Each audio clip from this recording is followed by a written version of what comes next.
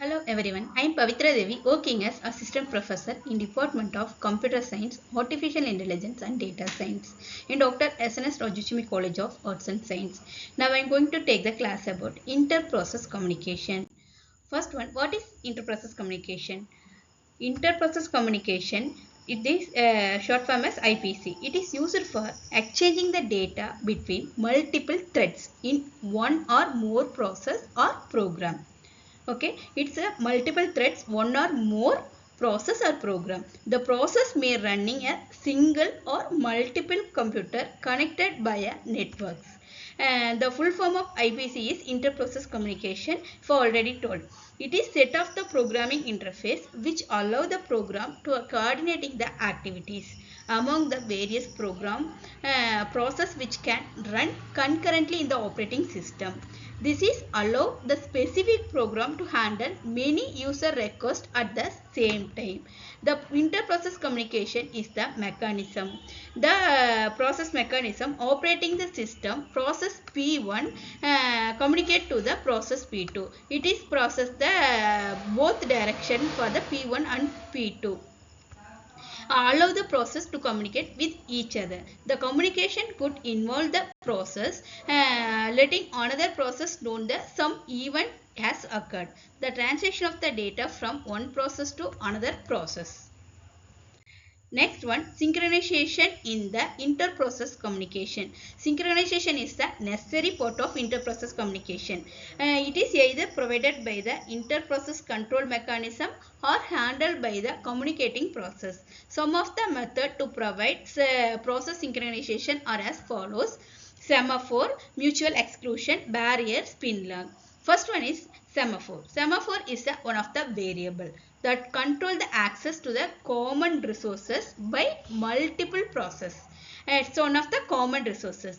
The two type of semaphore are the binary semaphore and counting semaphore, having two types.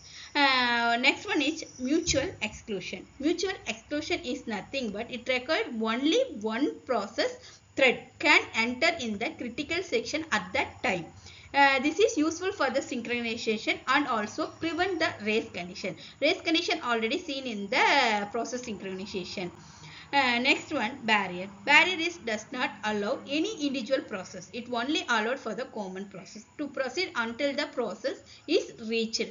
Many parallel language and collective routine impose the barriers.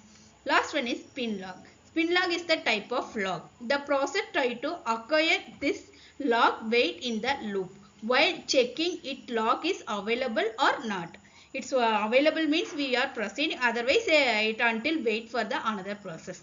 This is also known as busy waiting because the process is not doing any useful operation even though it is activated.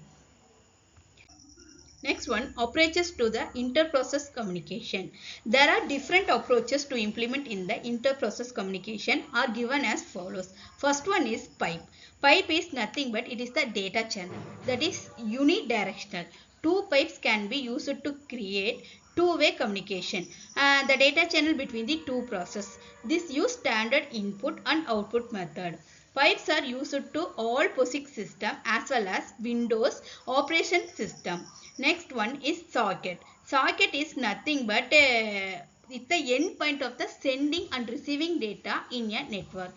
This is true for the data. Send the data between the process on the same computer or send between the different computer on the same network. The network is the common. The most of the operating system use the socket for the inter-process communication.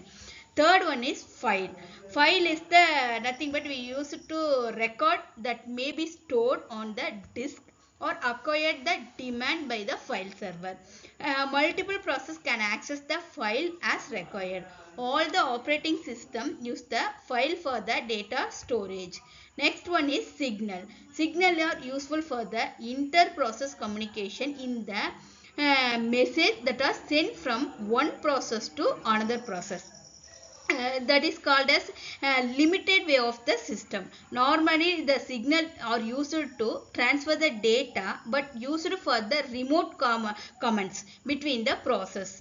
Next one is shared memory. Shared memory is the memory that can be simultaneously accessed by the multiple process. This is done so that the process can communicate with each other.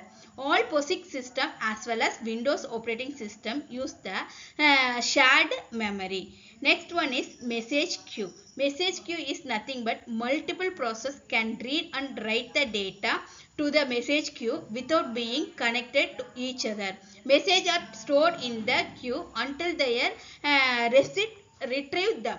The message queue is quite useful for the inter-process communication or used for the most of the operating system. Next one, IPC system, inter-process communication system. In operating system, there are two type of threads. One for kernel level thread, another one for user level threads. The POSIX used only shared memory method. Match used for the message passing. Windows XP use only passing using the local procedure calls only. Next one, advantages of IPC. Enable the process to communicate with each other and shared resources, leading to increased efficiency and flexibility. It's only efficient and flexibility. Next one, facilitate coordination between the process, leading to better overall the system performance, the overall computer system performance. Allow for each creation of distributed system that can be span multiple computer networks, can be used to implement various synchronization and communication process such as semaphore pipes and sockets. Next one, disadvantages of IPC. Increase the system complexity to harder to design and implement and debugging. Can introduce security vulnerability as the process may require to the memory and CPU time ensure the IPC operation.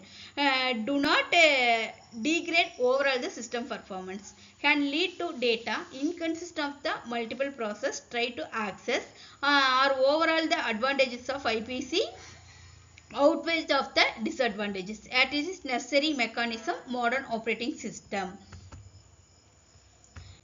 Thank you.